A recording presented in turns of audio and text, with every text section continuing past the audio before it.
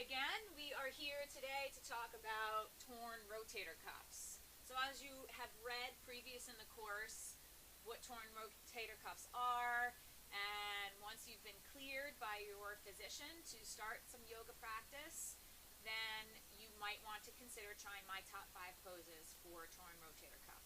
So what I'm really focusing on now is strengthening the entire shoulder joint. And some people tend to think of the shoulder as very just flat and focus on the front of the shoulder, and it's a very three-dimensional joint, ball and socket joint, so you have to figure out a way to strengthen the back, the front, the top, underneath, and like I've mentioned before, always stretching and strengthening the surrounding muscles and joints to your problem area. So we're going to focus on a few more poses today that are going to build some strength. So Chelsea's here with me again today, and we might be challenging her a little bit. So if she needs to come out, you're going to have to forgive her for that, okay? So we're going to start with plank pose, all right? So she's going to come onto her hands and knees. And some space. So before you jump in, plank pose is, for people that aren't familiar with yoga, don't practice yoga, basically top of a push-up. But there are very specific parameters to the anatomy of the pose itself. So you're going to come into your top of the push-up or your plank pose. We've talked about before, the strongest, most stable place to be is when your joints are stacked, one on top of the other. I made the reference before that you wouldn't build the Empire State Building with 30 through 40th floor displaced from the rest, because you would need support to hold it up. It's not strong, it's unstable, and that's easy to say, right? But when you're talking about your body, it's the same thing. You want to stack the joints. So plank pose, it's wrist joint, elbow joint, shoulder joint in one line. If your hands are too far forward, so just walk them forward a little bit, that creates pressure in your back. It starts to make the shoulder start to sing a little bit, right? It's a little bit annoyed, and it's a little bit harder. So bring them right underneath, your wrist joint right underneath the shoulders. As I stress in all my poses, you want to find that place to plug in. So plank pose is plugging in your fingers, palms flat, fingers spread. Even equal space between the fingers is important. That's important because you're affecting the flexors and extensors in the forearms the same. So you don't want these two fingers stuck and these nice and separate. Nice equal space between each finger. Okay? And then you're pushing the floor away, tucking the tailbone a little bit. You're really engaging the quads. You have as much energy going back through the heels as you do pushing down through your hands and out through the top of the head. So you could drop your knees for a second. Just take a little breather. You're going to hold that 1 to 3 minutes or 5 to 10 breaths until you build up the strength. That's really going to start to strengthen the whole shoulder joint as a whole. So I want to show them what not to do once. So go back, setting it up, stacking the joints, perfect. So some people will be a little bit more down dog here, and they'll have their hips too high. That's not plank pose, right? That's down dog, and it definitely is very, very different from plank, especially how you access the shoulder. So the other thing people do is come back to your plank pose, and then they droop the hips, and that's not good either. So we don't want a hammock here. We want one nice line in plank pose. So if I was to have a wheelbarrow, I can go up your heels all the way out through the top of your head.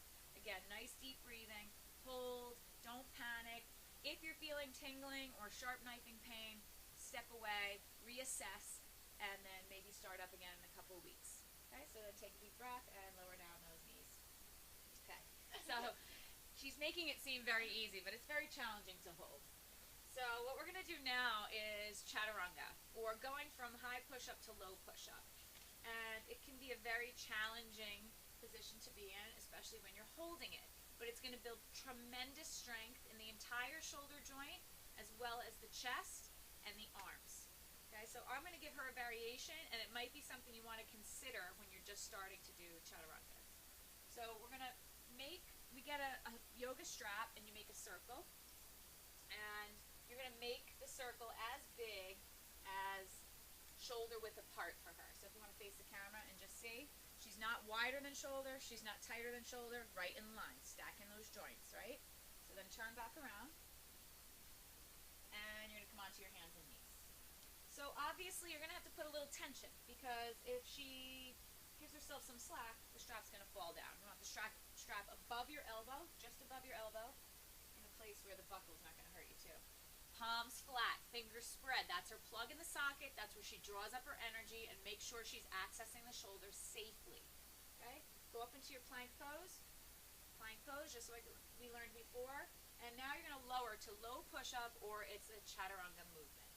So technically in Chaturanga, your wrist joint and elbow joint are a 90-degree angle, just like Chelsea is. Some people go too low, some people stay high, and they're not building the proper strength in their shoulder. Shoulders squeeze together behind you, and your heart comes through. Heart always leads the head. Always have equal push back through your feet as well, and you can hang out here. If you don't have the strap, you're not going to be able to stay more than a breath or two. She can hang out here because it's giving her support, and that's why it's really great to start here. If you've never done this, whether you're a teacher, even a yoga teacher, and you've never even heard of this, you should do it because it's the most amazing thing ever. You could stay here forever and really start to learn how to open the shoulders, make the chest broader, squeeze the shoulder blades back behind you, and be in this beautiful Chaturanga position. And then go back up to your plank pose. Good. And then drop the knees. So if you have the strap, you can do that several times, and while you're in Chaturanga, just roll the shoulders up, back down, making sure palms are flat, fingers spread, and stick around and stay there. If you don't have the strap and you're in next level building strength, then you're going to want to stay deep breath or two and maybe go into a down dog after. Okay, so let's drop the strap. That's awesome, the strap, right? Yeah. It's revolutionary. It's the first time Chaturanga has ever been fun. Don't say that. So come to standing, and now we're going to do a warrior two. So warrior two definitely will access the legs, but what I like about it is you're starting to build strength in the spine, length in the spine so you can deepen the breath, and you're also building strength in the legs and core, okay? In addition, we're going to get traps, top of the shoulder, neck, and side of the deltoid. So we're strengthening that shoulder in all directions. So you're going to take your feet about the distance apart, the length of one of your legs. Does that make sense to you? Yeah. So the space between your feet is approximately the length of one of your legs. So we're thinking about a very equilateral triangle that you're making. Okay, we're going to turn the right foot straight ahead, and left foot's going to stay out, and you're going to slowly bend that right knee to 90 degrees. As you go down 90 degrees, your arms are going to come up, shoulder height. Good. So I'm going to stay here. Now, she's going to hold this. This doesn't seem that difficult. Very challenging on the legs. Very challenging on the spine to lift, breathe deep, keep the shoulders open, don't collapse them. Maybe you can roll them up, back down, and you're zapping through your fingertips with a lot of energy. You don't want to be forward like that, and you don't want to be back like that. You want to be right in your center, spine's perpendicular to the floor. Shoulders are dropping down. Technically, your gaze is always going to be on your front middle finger, and you're just going to hold it there. Good. I would suggest you stay here 30 seconds to a minute. Super challenging for the arms, super challenging for the legs. Then go ahead, straighten that right leg. And clearly, you got to do it on the other side. Even though it seems like you're working the arms the same, you're working the core and the spine differently, so still do your warrior two on both sides. Okay? Good. So don't make her stay as long. Come out of it. And one of my bonuses here is after you do that, I want you to take your arms out. This is a surprise sneak attack, Chelsea. And you're going to set your timer for 1 minute, and you're going to flap your arms. And you're going to get them moving. And this actually comes from your feet. Did you ever do hula hoop when you were little? Yeah. And you got to kind of use your whole body. Flap your arms, flap, flap, flap, flap, flap. Really brings a lot of warmth to the arms, strength in the arms. It is way harder than it looks. Yes, it is. And I don't, since she's being a little wishy-washy here, I don't want that. I don't want this. This is what I get mad at my class for. I'm not doing that. Yes, you are. I don't want this. I want you to flap. I want you to flap like you're doing a hula hoop. 30 seconds to a minute. You might hate me, but it's really accessing that shoulder and shaking it out, and then let the arms drop down. So we're going to take it back out now. Our next pose is going to be triangle pose. Opening up chest, anterior deltoid, and strengthening back of the shoulder, spine, and neck, surrounding joints. Taking the feet again, about as wide as the length of one of your legs. Just like warrior two, turn the right foot out, straight ahead. You're going to turn the back foot in just a little bit. Okay? Legs are going to stay straight and strong this time. Chelsea's going to bring her arms up, take a deep breath in. Spine is long. Don't go into this pose already collapsed. This is your opportunity to be nice and long. and then reach over and slide the back of that right hand down the inside of the leg.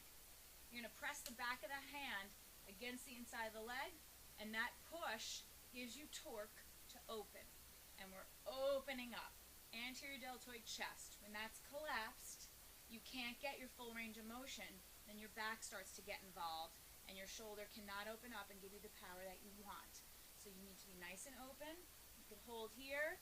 A nice thing, and we happen to be right here, if you're new at this, is go all the way against the wall with your feet and slide down. Use the wall. Now you know if that top shoulder is open, because if it's not touching the wall, you need to lean, right? You don't have to worry about your balance, because this really isn't about balance, right? It's more about opening up. She's pushing here, she's lifting and opening here, getting tremendous length with her breath, so more opening, more flexibility. I like to bring the left arm up around my face and big circles. 5, 10, 15 circles. Keep the head extended so you're building that strength in the neck and the traps at the same time. And if you want to go the other way, you can go the other way as well. Good. And then core is going to be tight. She's going to push down into her legs and come up to standing. It's delicious against the wall, isn't it? Yeah. So you don't have to worry about your balance, because that's not really what we're working here. It's all about shoulder focus for us, for now anyway.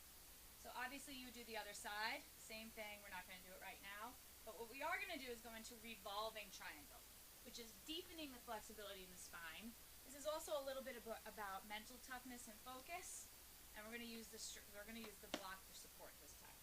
So feet again, the length of one of your legs, turn the front foot out. So I get into revolving triangle a little bit different than some people do. You are going to turn your hips to the front of your mat. This is essentially setting up for a warrior one.